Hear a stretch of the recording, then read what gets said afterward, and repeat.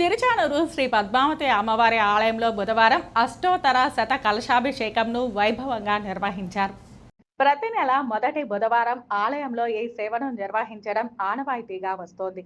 ఇందులో భాగంగా అమ్మవారిని వేకుజామున సుప్రభాతంతో మేల్కొల్పి నిత్య కైంకర్యాలు నిర్వహించారు. ముందుగా వివిధ సుగంధ ద్రవ్యాలతో నింపిన 108 కలశాలను అమ్మవారి పాదాల చెంత ఉంచి ప్రత్యేక పూజలు చేశారు. అనంతరం ఆగమ శాస్త్రోక్తంగా అష్టోత్తర శత కలశాభిషేకం నిర్వహించి భక్తులకు దర్శన భాగ్యం కల్పించారు.